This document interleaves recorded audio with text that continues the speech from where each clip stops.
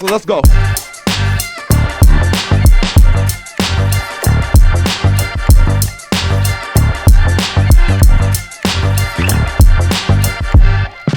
Pay me what you owe me and don't play with me, homie.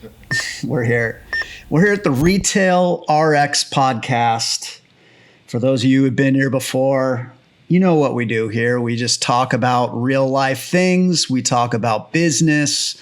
We talk about family. We talk about vices. We talk about mental health. We're going to run the gamut. And I've never done a podcast before, but I'm a broadcasting major from Walter Cronkite School of Broadcasting. My parents paid for it, so I got to do something with it. And if I'm going to do a podcast, it's only right that I bring in the homies. So today on the Retail RX podcast, I have none other than, I got Dave Ring here. Is it David or Dave? David Ring. David Ring. We call him Ringer, ring-a-ding-a-ding. He's DR. We got a lot of nicknames for him. Dude, thanks for having me. Yeah, dude. I'm excited for this. Yeah. I'm looking forward to this all day. Okay, so we've known each other for how long? Dude, since we're like 5, man. At least. Since we're 5, at least? Playing, you think it might go back to like 3? Youth soccer, youth baseball. It's got to be at least around that age because that's when I moved to about UC and like started doing the sports and stuff like that. And so he says UC, we're both from University City, San Diego. So we represent SD in a major way. My buddy here, he's fired up on his Jake Cronenworth jersey. So fired up. I had to rep. Sun's out, guns out. I had to bring out all my gear for your podcast. Yeah. Okay, so we go way back. We played competitive sports with each other. We still compete. We're in Palm Springs recently, and he was mashing everybody on ping pong, feeling good about himself. And I took him down. It was and a then good I bought battle. a table for my house. Then he bought a table to get better. So anyway, okay, or we can go back. We got stories for days. Yeah. DR player development is where it's at. You're a batting coach. Yeah. You teach kids how to hit. You teach professionals how to hit. Uh-huh. Tell me about DR player development. Well, I started a baseball business in 2009 here in San Diego. Started working with kids.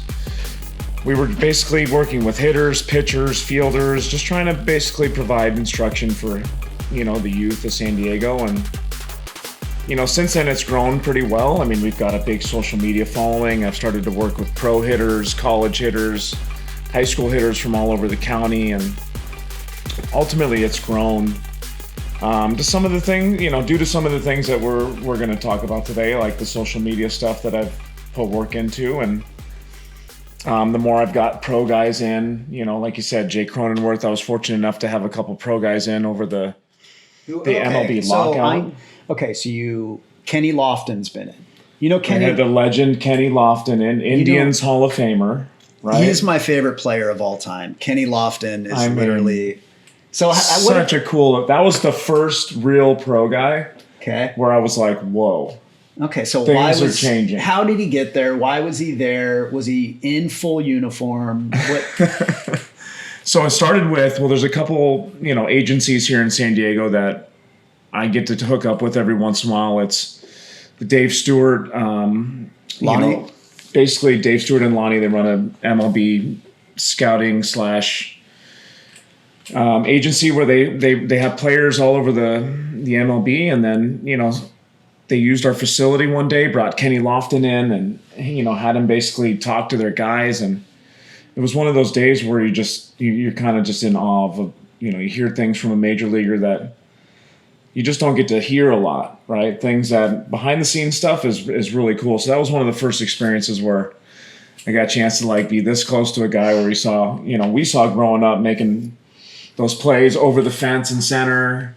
Unreal catches. Kenny Lofton was just a fast left-handed center fielder who could hit the gaps. He could play defense. He was a high energy guy, and he was the glue to a lot of big MLB teams back then. And that's how it all started, with the major league, the guys that are representing the major league players, right? And there's also John Boggs, that was Tony Gwynn's former agent. Okay.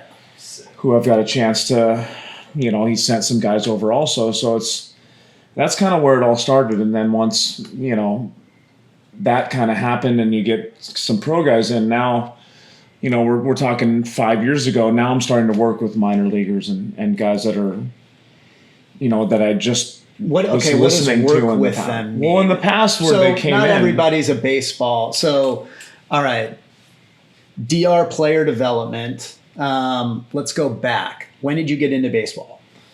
Well, I played high school. I played college ball. I played little league. Growing up. And basically after college ball, I didn't really know what I wanted to do. It was just more of like trying to find random jobs, and then I ended up getting into coaching one day, and it was just kind of more of a random thing than anything. But who'd you coach with?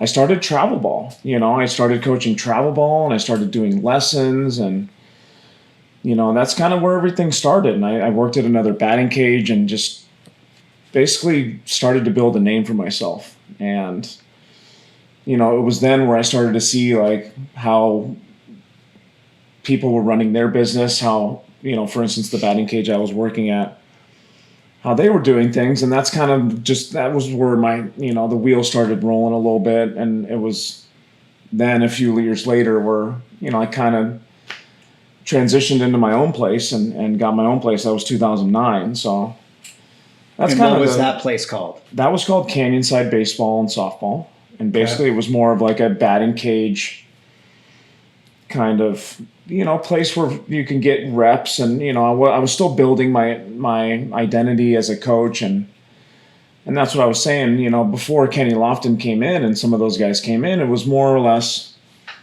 me listening to guys and me trying to learn and trying to figure out how to coach. And then once those guys started to come in, it was, oh, this is what they're doing. This is how they go about their business. This is what they tell guys that they're trying to help get to the big leagues.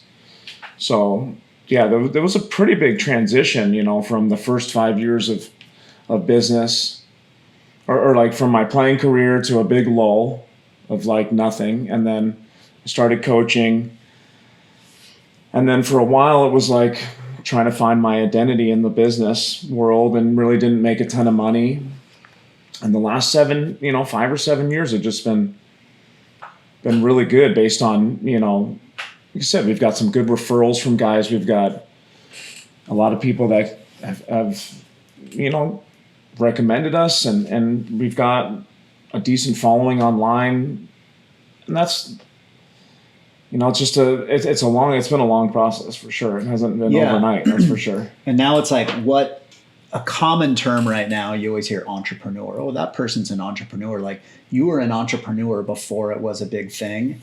And people don't understand like the stresses that come with that. Totally. And, am I doing a good job? Am I doing a good enough job? What do I need? I'm not making, like, what kind of pressures when did you open? You said 2009. Mm-hmm. Okay. I can remember one specific story where, I remember things really didn't work out that well.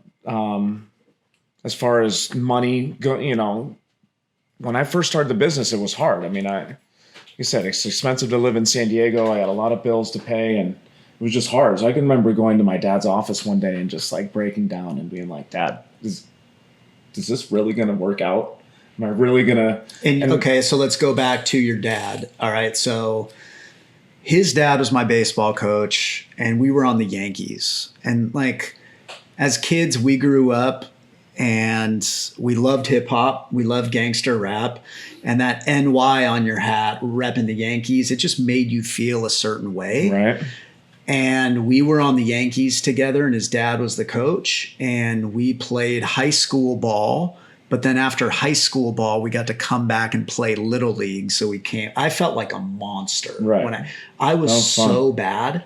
I was so wild, but I hit one and had a one bouncer to the fence. It's my greatest sports highlight ever. Those were fun times, man. I think not a lot of kids get to experience that community atmosphere. I mean, there are some people that are still really committed to little league, and I think that's such a cool experience to get to like play for your community. And a lot of times travel ball teams are a mix of people from all over the county. So, you do become close with those people, but it's not necessarily someone you'd end up going to high school with. So it's a completely different dynamic, right? Yeah. And I think what I loved about your dad, you know what I mean? Like some of my favorite coaches that I had were Mickey's dad, Brian Gross's dad, amazing coach, and your dad. And your dad was just so fucking chill, man. Yeah, totally. And I need somebody to be chill because I'm out of hand. Right. And he let me be me. Totally. So I could play But whatever. that was a really good teacher too. Yes. That's what he did for a living. He was a real estate teacher. I mean, he was a broker Okay, yeah. of his own real estate firm, right? So, I had one of his old agents actually stop me. It's funny on a walk the other day, and he was like, "Dude, your dad was such a good teacher." That was one of the things he said. I didn't know he was a teacher of brokers. Well, he was, what a broker does is they have agents, right? And so he probably had, I'm going to guess 50 agents that were, essentially working for him, but he taught them how to deal with people, how to deal with, the whatever he dealt with. A lot of people would go door to door back in the day, and like that's kind of how he grew up doing stuff. And he would talk to people about, how to communicate. And it's a different time now. You don't see that as much, the door to door stuff. You see the advertising, but I mean, he was the ultimate entrepreneur, and so that's where kind of I give my props to. And then your mom, Bev, shout out Bev, is a lot like my mom. Right. So our moms are both very supportive, vocal, fiery women. Right. And when we were on the same team, when we played on all-star teams together, no matter what sport it was, we always played sports with each other. There were their voices. They were the loudest, yeah. And, and I think your mom and my mom have always been so supportive no matter what we did. So, all right. So I'm sure your mom has been your cheerleader your entire time. So you go to your dad, you break down to your dad. What does break down to me? Like, it was one of those times where I was at the point where I was like, do I need to go do something else in life? Or am I going to continue to do what I love, which is I built the baseball business. It's mine. I have no one else, I didn't start it with anyone. So it's my business. Am I going to switch and do real estate, which is something I actually did. I went and got a real estate license, and do you still have that? I probably have to renew it, so I don't have it now. That's pretty sick, though. At one point, yeah. I mean, so it was. There's been times where, and to answer your question, there's been times where I completely doubted myself. I went to my dad's office and I'm like, what am I going to do, man? Like, this is, and ultimately, things worked out because I just kept grinding it out and doing things that I needed to do to self-promote myself. And, because that's the business is, being an entrepreneur where it's like, this is a single person business and I have some people working for me. You got to self-promote like no other. I mean, and no one else is going to do it for you, Yeah. So now you've built a brand. Now you need to take that brand and have it work for you. That's the goal moving forward. Okay. So right now, so tell me social following, like, okay, Instagram, I tripped out seeing that you had 30,000 followers. Why are people following you? What is your Instagram handle? So I'm at DR Player Development. That's a good question. Why do people follow me? Well, I think I put out, one thing I like to do is I put out my players that I hit with. I'm not shy about putting out the people I work with. Like, it's not a secret. And I want to help guys get to the next level. So, me promoting them and them, doing well also ends up helping me in the long run. But I think, for me moving forward, having a big following is something that I take serious, and I want to, help brands. I want to move forward and help guys advertise through my page. I want to help with college recruiting, like I was telling you. Yeah. So tell me about the college recruiting, because I didn't know. Well, these days, it's so easy to, through what I have, as far as like the connectivity to coaches, it's so easy to reach out to guys through social platforms if they follow you, right? And that's the good thing about having. I have a big Twitter account too, so a lot of college coaches are on the Twitter. Do they call it the platform. Twitter? The Is that what the Twitter cool kids platform. call it? The Twitter platform. Dave, let me tell you something about Dave. He still has an AOL.com email address. I don't use it anymore. I stopped using it. But I bet some people still have it on their email distribution lists. That's badass. And just seeing AOL.com. It makes that noise when you Oh, dude, my parents still, yeah. They're like, oh, dial it up. AOL.com. Anyway. It's a good one. But yeah, man, I think we live in the world of like non-AOL network. So the network, the connectivity to college coaches is so easy now. And I feel like not, if I'm being honest, not everyone's coaches are helping them. So high school coach isn't putting in hours of work to help their high school players get to the next level. You know what I mean? So there's kind of a disconnect there. You can pay someone a lot of money, or you can, kind of have someone like me in your corner, which is, like I said, the goal is to kind of create a brand where people trust that if their players are coming here, or they can send a pro guy to me, I've got that reliability and How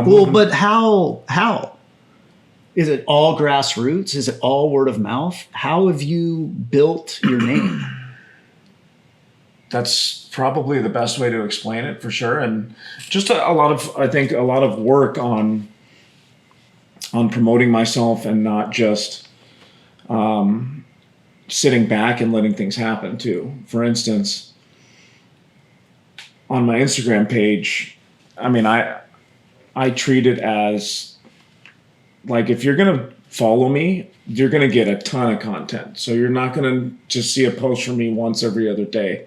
You're going to get posts every day. You might even get posts 3 times a day, because I'm excited to give you information, and I'm excited to like give the players that I worked with that day information that they might not have had. So, a lot of it is, like I was saying earlier, it's promoting players with, I'm not trying to get anything out of it, right? Mm-hmm. It's helping with information that everyone's looking for. I'm not trying to get anything out of that, but I know in the long run that if people are seeing the content that I'm putting out, it's creating a reputation, and it definitely piques interest of like, okay, what's going on over there, right? Maybe I'm not the best hitting coach in the world, but definitely looks interesting what we're doing, right? Yeah, I just love, can you tell them the Eric Hosmer story? That's a good one. Oh, man.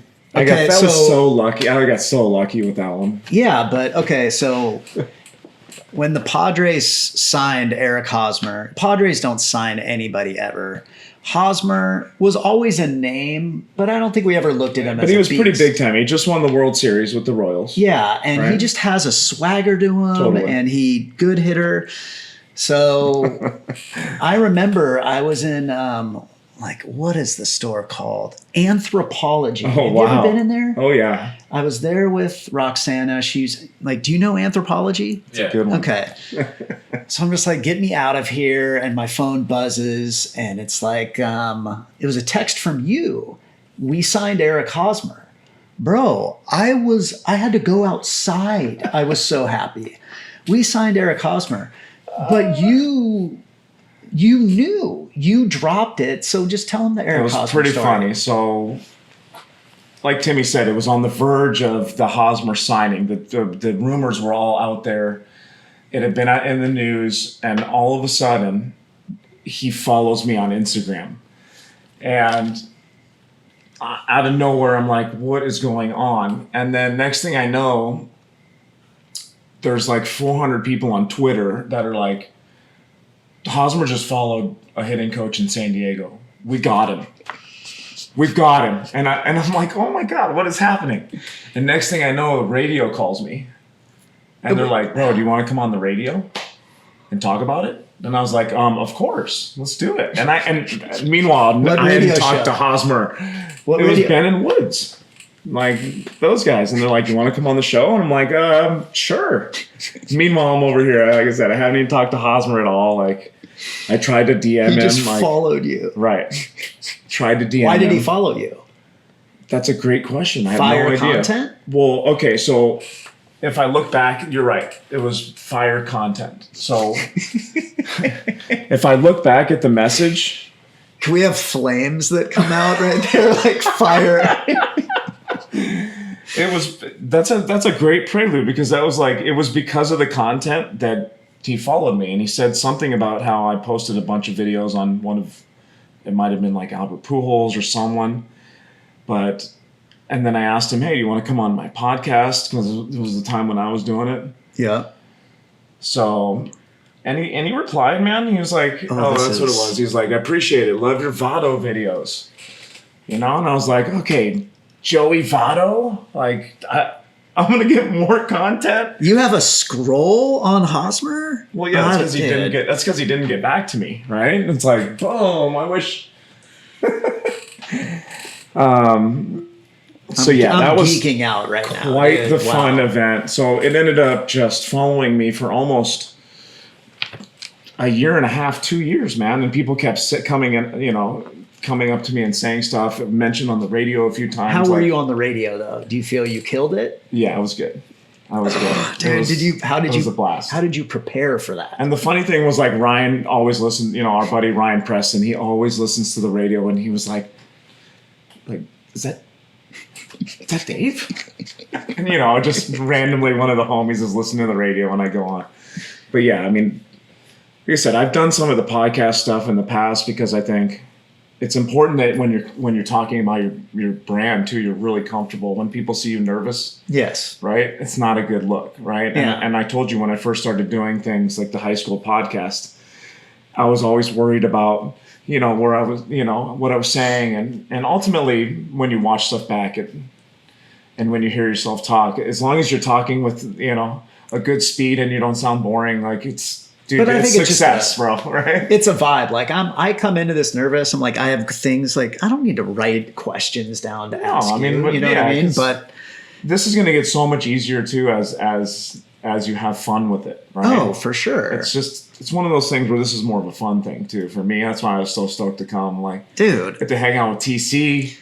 Check out the garage, man. This place is fire, bro. Yeah, and I got some packs for us to rip. Of course you do. Of course you do. I came up on some stuff from Comic-Con. Let's just say that. Yeah, you were rolling recently, huh? Yeah, I've been rolling all around town. So we went to Burbank. Yeah, I went to Burbank to a sports card shop and went with my buddy Mickey. You guys probably know him, Tatis Trader 2103. Mickey's just like one of the top Fernando Tatis collectors, and this is our other buddy who we've known since we were like 4. He was going up to Burbank. He wants to open a sports card shop, and it was just fun. I looked forward to the drive with him because we talked about his business and how he built it. He's created 2 revenue streams. He is like a gnarly swimming coach. Mickey is crazy, such a good coach. And now he has the sports card stuff going. Mickey wants to open a sports card location. With that becomes a lot of anxiety. What do I call my brand? So how did you come up with your branding? Totally. Yeah, I had those same feelings when I first started too. I almost put too much emphasis into that, right? Yeah. And the same thing with do I outfit this place with full turf, and do I put all these things in here and make it all nice and spend all this money?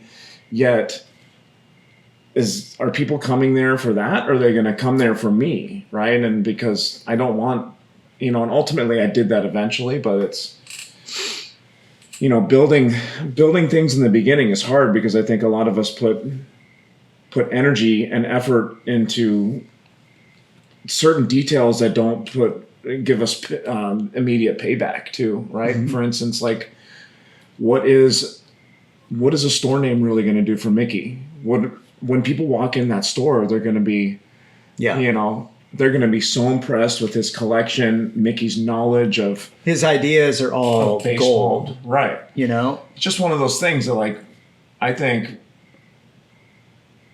for me now, I changed my name because I wanted to change my identity. You know what I mean? And so now I have a different logo, a different name because I want to brand it, and I didn't feel comfortable doing that with what I first started with. So ultimately, it was just kind of to get off the ground and kind of provide like a baseball and softball academy type of logo, where it was like, hey, this is going to reach everyone. You know what I mean? And this is something that everyone can come and the facility use it. Right? Is it DR or is it also the doctor?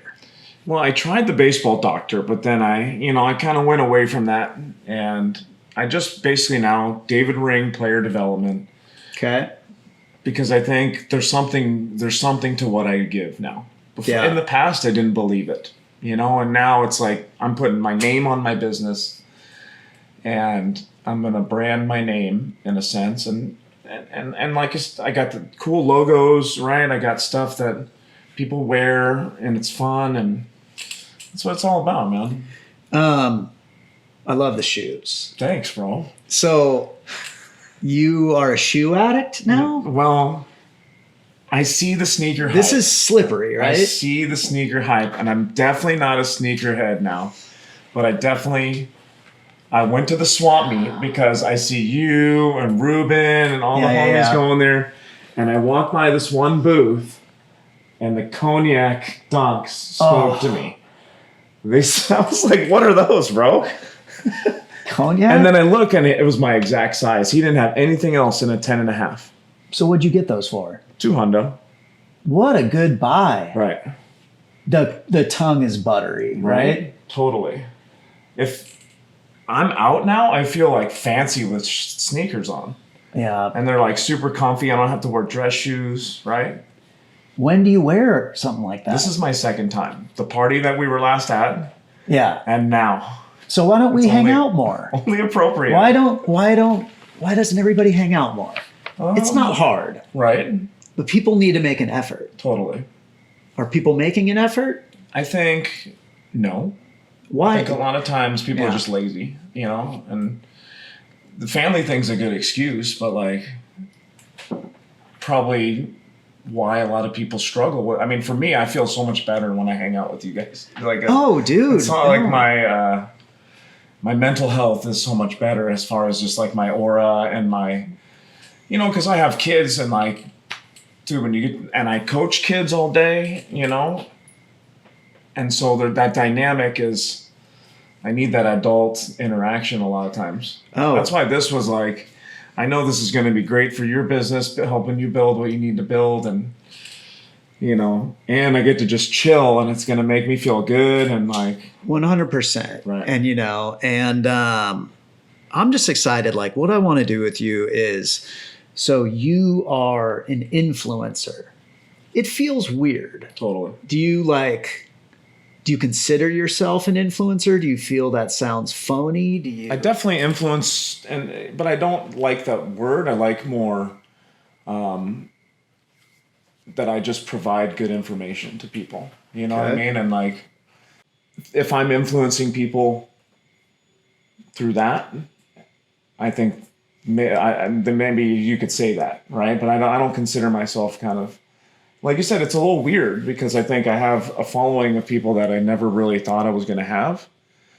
But in a sense, it's now like I'm dedicated to it in a sense, and it's also like a cool thing for me in my business, right? So does your wife understand how much it takes to build your business and your brand?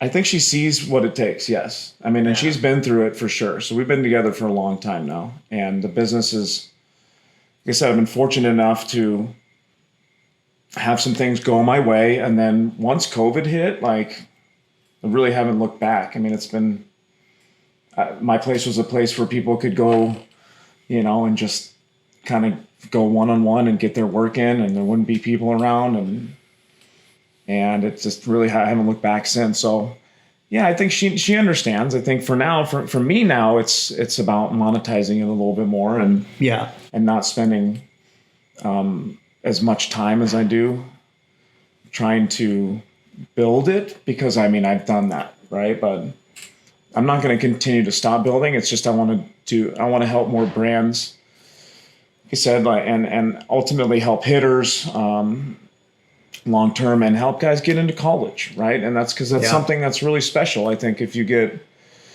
to play an extra 4 years of baseball, I mean, that's really cool, right? And I'm just happy to be a part of that, and happy to have a platform that I can help people, because it's a tough road out there, dude, for a lot of high school kids and baseball players in general. Things are hard, especially if you're a free agent, right? And you're trying to get signed. It's like there's so many different things to do, yet people don't do the right thing a lot of times, and nothing ever happens. So I just want to be a part of making things happen for people, Here's what I think you need to do. Okay. So who are your dream brands that you would want to work with? Well, ultimately, right now, like you said, I think if I'm dreaming, I'm working with the Maruccis of the world, the Louisville Sluggers, the bigger brands. But what I've done is I've partnered with a lot of, businesses that are just starting, and they're trying to build a product. And so I come in and I'm like, well, here, send me a product. I'll promote it on my page. You can pay me this for a post here and there. And I keep the prices kind of, I only have 30,000 followers, like you said. So it's not like I can charge a ton anyways, but that's the goal, is to get out of some of those companies while still helping them, and then work for ultimately more bat and glove companies like the Wilsons of the world, like you were saying, and do promotion through my page, right? Do specific ads or whatever, have some of our pro guys take their stuff out to the field and use it. Because I mean, in the off season, that's my most favorite time of year is, October, November, December. That's when the pro guys all come back and we start working 3 days, 4 days a week. And, and that's where I think I want to try to, I've done that with some of these companies, and the pro guys have got a chance to use some really cool products, and they've helped a lot. Some of the pro guys have benefited from the products, and so I think long term it's working with, the best of the best, the guys that are working with the MLB teams. And I've worked a lot with guys that are just trying to make it into the big leagues and trying to get their name out, and, helped with that a little bit. I mean, I'll give you an example. We have one company we work with, one of our pro players reached out and he's like, I want that bat. So I was like, well, here, I'll reach out to the company for you. I'll get you a bat. And they ended up reaching out back to me and said, hey, thanks for linking us up with this pro guy. And the guy's in the big leagues now. And literally probably using it on deck and seen on TV. So it's big time. Those things are big time for small companies that are trying to get out there, right? So you want to work with these brands. There's a lot of these companies that are making off the shelf products with some minor changes. Right. And then they mark it up. They sell it to retailers. That price goes higher. They have huge margins, and they're just so inflated right now. Right. Okay, we can develop a glove right now. I got buddies who do that. I have factories who do that. So you need to come up with the products that you want. Maybe it's a training aid kit or whatever. And we sell it we create a web store. We sell it on your website. Dude, we could sell sports cards off of that website too, and then build a business that way. I just think you need a little bit help, and I can help manage all of this shit for you and kind of keep you on it. But I know how to get kind of everything over here done, and then boom, we go. And then you want to put it on Amazon? Let's fucking go. The retail RX. I think we got to break. Do you want to rip a pack? Heck yeah. Okay, you want to Heck rip a yeah. pack? Okay. Oh, man. What are we gonna rip? Look, we're not ripping Saved by the Bell packs for once, Timmy. Yeah. No, we're not. No, we're not. So these are 2021 baseball stuff. trading cards. The top's chrome. You get 4 cards in here. Yeah, these are thin. These are like $8 or $9 a piece. Really? Yeah, so like you Wow. don't get much in here. Wow. If you hit, you feel good. If you don't, you feel lame. But you didn't spend your money. Right. This is my money. So have fun. All right, deal. And if you get a good card, what are we looking for? What do we? I mean, 2021. Yeah. You gotta. I remember we did this the other day. We were like, "Oh, what are you looking for?" Yeah. 2021 is. Who do you like? Who are some of your favorite hitters right now? Well, I mean, you got to go with obviously Soto is number one, king free agent. Monster. But if you look around the league, I mean, there's a lot of guys that are having good years that in the All-Star game that. Like there was a few starters that I barely ever heard of before, right? And Jimenez, bro. right, You up on him? I think. I mean, I'm on the Blue Jays. Whenever I watch baseball, I turn on Blue Jays because I just like watching the young hitters there. Did you see how many runs they scored? Oh my gosh. 27. Oh my gosh. 27 runs yesterday. How I've literally. Wait, so it started with the wheels fell off when there was a fly ball to center field with the bases loaded, and no one saw the ball, and it just like landed, and everyone scored, and that's that was the wheels came off. That was interesting. So last night, I'm like, oh my God. Do you know Fuzzy? Do you watch Fuzzy? Fuzzy and John Boy, to me, are like the 2 best kind of like YouTubers and have good content. Because I'm not going to sit and watch I'm a Padres fan. You know that. Yeah. I'm not sitting for 3 hours and watching a team and having it dictate my mood for the evening. Totally. I'm good. Let me just watch highlights I know, now. right? So I don't watch as much, you know. But who else do you like? So we got Soto. Well, like I said, when I have the MLB pack, the Yeah. first team I turn on is the Blue Jays. I mean, even though their offense is fun to watch. I mean, when you look at the National League this year, it's pretty much the same. Who do you like on the Blue Jays? Well, you got to go with Bichette. You got to go with Vladimir. I mean, these guys are like 21, 22 years old, and you know, and similar ages to Soto, and they're impressive, right? Bo Bichette, best hair in the league. Yeah, flows. Who else? What else do you like? Let's open this. All right, let's see who do you this. get. You Let's know, wrap these up. So first one I got a Padre, but I don't think he's got a Padre jersey on. Sean Manaea. Sean Manaea. Manaea. Boom, dude. Okay, Boom. keep going. Who else you got? I got a little Josh Donaldson. Ooh. Nick Solak. And then I got Twins Josh Donaldson. Boom. So this is the way to roll here. You got to just do them quick, huh? What'd you get? I got a little Rhys Hoskins action. I like Rhys Hoskins. And then Raleigh Fingers. Raleigh Fingers. Boom. Boom. And I got a Carlos Delgado, a.k.a. Carlos Delgadit. Let's rip another pack. They do old school pictures of Rip them? another pack. Rip another pack. Rip Bowman first. Let's see what you get here. Show the camera. What do you got? Ooh, this is 2022. Boom. First edition. This one you get a little more bang for your buck. You got 10 cards in this Yeah, one. these were $30 a piece. Okay, so we're looking, if it has a first Bowman, this is like somebody's first card. Got it. And then if anything's shiny, we like shiny. You just got to make sure you open these things cleanly, no drop. I hope Alan Serta is good, because if he is, I mean, this... That was your shine. You got Lover? His name is Lover. Lover. Show that to the camera. I got an Lover Alan Figueroa. Serta action. Darren Baker, Ricardo, Alejandro, Adley Rutschman. Yeah, that's a good one. First edition.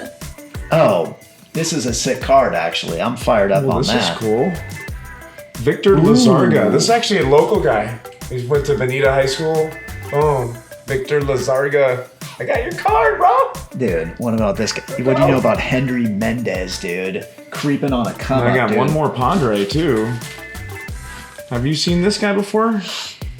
Zaid Sayalinas? You just pulled a Zayed? Have you seen that guy? No, I haven't. What's his haven't deal? either.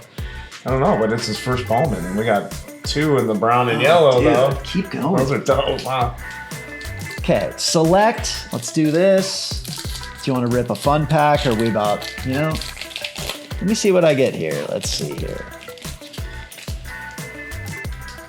Ryan McMahon, Tristan McKenzie, Cool. Marcus Simeon, Kabert Ruiz, Edmund Sosa. That's a wah pack. All right, so thank you for ripping packs. Thank you for coming. Like, how do people follow you? Where can they see you? Where is your batting cages? Yeah, I'm over in I'm Miramar, San Diego. I'm right by the Moore Furniture, so most people know where that is. Miramar Road. Boom. My most popular socials are Twitter, so at David Ring 4. Check me out there. At DR Player Development on Instagram. And then YouTube, I'm going to try TikTok, it's DR Player Development also. And then YouTube, I'm going to really start putting some effort into that. Like I said, I've got enough followers. I got to get my watch hours up, but I want to monetize, put some drills on there for guys and keep getting guys, any way they can. If you're down to research, there should be ways to find information out there, right? And so there's no secret. I'm not trying to keep my information secret. The coolest major leaguer I had was James Loney. Remember how he used to came in? Dude. So James Loney has 2,000 hits in the big leagues. I mean, it's sweet swing, big time, right? Yeah, so, sweet swing. Guys like that are so fun to talk to because they say things that you just don't hear normal guys say. Yep. Right? They go through things that the major league experience is different. So yeah, check me out on those pages and follow me for some good content. Okay, where are we going to see you in 5 years? What are you going to be doing? You're going to have your own products? I think with your help, yes. Yeah, I'm gonna be on the top of my game for sure. I think I'm gonna be a serious brand ambassador for, like you said, probably myself and maybe a couple other brands. Yeah. Maybe that I feel really cool about helping and because they're things that I like to promote, right? Yeah. And then eventually, when my kids give me permission, I think big league hitting coach is on the resume someday. I don't know when it's going to be, but I'll be a big league hitting coach someday. And are you going to go straight to the bigs? I'm going to be that good. So yeah, I'm ready for the big leagues, Tim. Well, what else do you need to do besides what I'm in it, bro. I'm in the thick of things with guys. Like, I think the more time I put in just will solidify that. And I didn't feel like this 7 years ago. You know what I mean? So yeah, you're feeling good. Okay, so I got some ideas. I took some notes. I'm going to follow up with you with a little prescription. And let's build together. Mickey wants to build. Everybody's trying to build. So let's do it all together. You don't have to put it all on your shoulders. Like, I got you. I need help in some certain areas. And bro, you coming over here, coming on the podcast is one thing, but bro, you and me are kicking it. Totally. You know what I mean? That was legit, bro. We're about to hit cut. Yeah, that's it. I think that's the end. Retail RX podcast. And just, bro. That was fun, man. Yeah, bro. I love you, Always dude. fun So, hanging with you. all right, we're going to play with some micro machines and rip some more packs. And we'll see you guys later, Yuck.